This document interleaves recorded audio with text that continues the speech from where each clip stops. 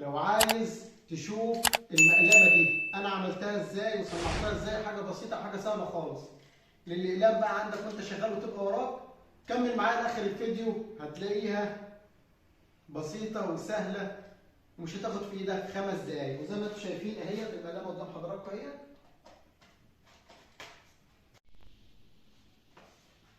بسم الله الرحمن الرحيم. السلام عليكم ورحمه الله وبركاته. ازيكم يا شباب، عاملين ايه؟ يا رب تكونوا بخير وصحه وسعاده. دي يا جماعه فكره بسيطه كده وفكره سهله كده، قلنا ان ايه نصورها برضه لحضراتكم. بنبقى برضه عندنا في الورشه عايزين قلم مثلا بتاع الكلام ده، فمحتاجين طبعا مقلمه تبقى جنبنا نحط فيها القلم، البرجل، زنبه العلام، اي حاجه كده لها علاقه بالحاجات الصغيره، بالتاخير هنقول عليها مقلمه. دي حته ماسوره صغيره عندي في الورشه من ايام الناس ما كانوا شغالين في السباكه، فمرميه وايه وملهاش لازمه، فهنعمل منها مقلمه جميله وبسيطه وشياكه كده وهنفرج حضراتكم عليها. يلا بينا نروح نشوف الفيديو مع بعض. بس قبل ما نروح ما تنسوناش باللايك والاشتراك في القناه وتفعيل الجرس. وكان معاكم اخوكم مدحت من قناه ابو غابه. يلا بينا نشوف الفيديو مع بعض.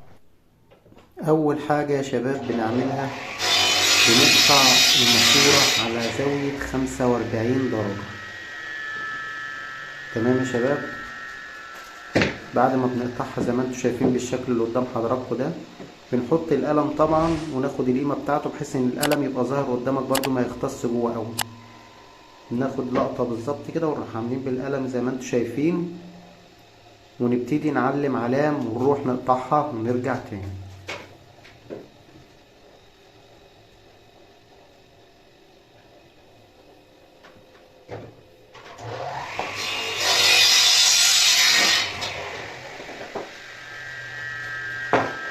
وكده قطعناها يا شباب زي ما انتم شايفين، وبنجربها قدام حضراتكم اهي بطريقه جميله وطريقه بسيطه وما فيهاش اي تعقيد ولا اي مشكله ولا اي حاجه خالص.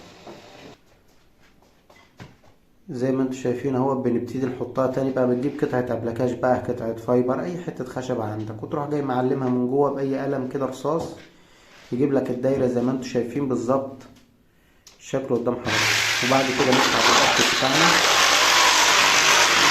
الدايره بالظبط، ولو خلينا العلام باين بقطع ولما تفتح نبتدي نطلع الدوران زي ما انتم شايفين قدامكم كده. حاجه سهله وبسيطه وكماليات تبقى موجوده طبعا وراك. واحنا عاملين الخلفيه اللي ورانا دي يا جماعه وترص العده ده بحيث ان هي تبقى قدامك في اي وقت وانت شغال، كل حاجه بتبقى وراك بدل ما تقعد تدور، لا اللي انت عايزه هتلاقيه وراك على طول. جميله وممتازه، حاجات كويسه يعني. وزي ما انتم شايفين يا شباب بنركبها حشره اهيت، فبندق عليها دقه، او الافضل ايوه زي ما دخلناها بالشكل ده بنروح جايين قلبنا وندق بالشاكوش تنزل تظبط نفسها يا شباب وتتعدل وتبقى حشر وزي الفل وماسكه جامد. زي ما انتم شايفين بقى كنا هنعملها بالسوبر جلو، بس قلنا الغير هيبقى افضل وهيمسكها افضل. بنجيب غيرها خام طبعا، بيبقى فيه فروق بقى وفي حاجات بسيطه بتسقط الغيره يا جماعه الخام ده من كل جهه بحيث اللي هو يمسك قدام حضراتكم يبقى كويس. طبعا بنملك كل الفراغات اللي بتبقى مثلا بينها وبين حته الابلكاشه اللي احنا سقطناها من تحت بحيث ان تقفل كل جهه. وبعد كده بنجيب قطعه ورقه، اي ورق بقى، جلد الكراسه، اي حاجه، ونروح لازقينها من ورا كده بحيث ان الغيره اللي احنا سقطناها ما ينزلش منها تاني، وتروح جاي قلبها. طبعا الغيره لو جه ينزل الورقه بتحوشه. نروح مظبطينها بقى زي ما انتم شايفين هي لزقت اصلا من تحت، ونبتدي نجيب القطر بتاعنا ونقطع الورق الزياده كله بالشكل اللي انتم شايفينه ده. طبعا لما بنقطع الورقه زي ما انتم شايفين بنشيل كل الزيادات زي ما انتم شايفين كده. تمام كده زي الفل. نبتدي كده يا شباب زي ما انتم شايفين بنجيب الصاروخ بتاعنا، فرخ صنفرة طبعا بيبقى ناعم، ونبتدي نصنفر الماسورة زي ما انتم شايفين نصنفرها بالشكل ده، بيرضي معاك طبعا وتبقى شكلها انضف وتبقى شكلها جميل جدا. هو زي نظام نظافة كده، صنفرة بالنظافة ترجع كده طبعا لان هي كانت مركونة عندي من فترة، فبالنظافة بحيث ان هي تبقى لونها ابيض نضيفة زي ما انتم شايفين قدام.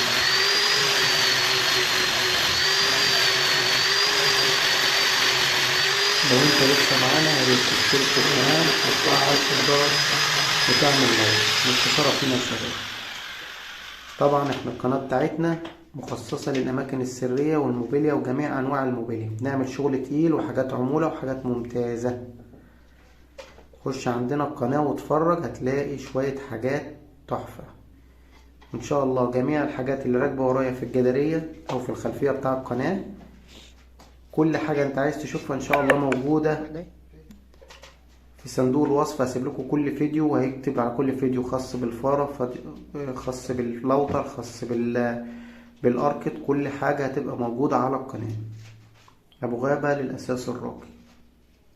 يبقوا الشغل ابو غابة هيكون زي ما انتم شايفين بقى. دي الحته الحصري بتاعت ابو غابة يا جماعه. احنا الحمد لله بنحب نميز نفسنا ونعمل الجديد طبعا في كل حاجه احنا بنعملها. مش غرور، لا ده هو بس احنا بنحاول نميز نفسنا. وزي ما انتم شايفين يا جماعه، احنا التعليقه بتاعتنا لله الحمد مش هتلاقي حد معلقها الا ابو غابة الاساس الراقي. الفكره ديت حصري يا شباب بتاعت ابو غابة. طبعا جايبين العيدان الالمونيا اللي هي العاشق في المعشوق، اللي هي في الاساس بنعملها نظام يا جماعة ألمونيا كده، بتبقى عاملة أصلا دي مجرة الدولاب اللي هي أنضف مجرة في السوق. أعلى مجرة وأتقل مجرة يا جماعة العيدان اللي قدام حضراتكم دي، فبنعملها نظام عاشق في معشوق. بتبقى جميلة جدا. طبعا بنقطع القطعة اللي هنعلق بيها. طبعا خرمنا بالبنطة الأربعة، بالبنطة التلاتة كمان يا شباب. تمام، خرمنا بيها. وبعد ما خرمنا بنحط المسمار، وبنجيب المسمار طبعا عشان إيه؟ نقطع المسمار ويبقى قصير، ما يعديش من الماسورة يجرح ايد اي حد او اي حد بيعمل اي حاجة، ما يبقاش بارد. فبمسكها طبعا بالبنسة، وبنجيب الصاروخ بتاعنا ونقطع القيمة اللي احنا عايزينها بالظبط من المسمار. بعد ما بنقطعها بنروح جايين حاطين القطعة يا شباب زي ما انتم شايفين بالشكل ده، وبنربط المسمار بتاعنا زي ما انتم شايفين. ربطنا المسمار يا جماعة قدام حضراتكم اهوت، وبقت جميلة وفكرة بسيطة وسهلة خالص ومفيهاش اي حاجة. احنا طبعا بنحب نعمل لحضراتكم كل حاجة بحيث ان انت تشوف قدام حضرتك فكرة بسيطة. الناس المبتدئين، اي حد عايز يعمل اي فكرة في القناة بتاعته، بتبقى شكلها جميل وبتبقى ممتازة. وهتحطها وراك، هتحط فيها الاقلام، القطر، اي حاجة بقى، برجل، اي حاجة لها علاقة بيك بالشغل بتاعك، بدل ما تقعد تدور عليها تبقى وراك. وكل حاجة طبعا الجدارية يبقى انت كل اللي انت عايزه حط فيه. طبعا بنحط الاقلام قدام حضراتكم اهيت، كل حاجة قدام حضراتكم بتبقى جميلة وممتازة. وعايزين اي حاجة بتبقى ورا حضرتك، فعايز اي قلم اي حاجة بتلف في الجيب على طول بسهولة وبكل بساطة. وبكده يا جماعة يكون الفيديو بتاعنا خلص. يا ريت لو الفيديو عجبكم او شفتوا استفدتوا باي حاجة تدعمونا باللايك والشير. بلاش شير، لايك واشتراك في القناة وتفعيل الجرس. وكان معاكم اخوكم مدحت من قناة ابو غابة للاساس الراقي. سلام. يا شباب بشكل جمالي وشكل 10/10. وبكده يا شباب نكون خلصناها اهي قدامكم زي ما انتم شايفين. لو عايزين تشوفوا احنا صنعنا المقلمة دي ازاي، كمل معايا لاخر الفيديو. متنسناش باللايك، الاشتراك في القناة وتفعيل الجرس. سلام.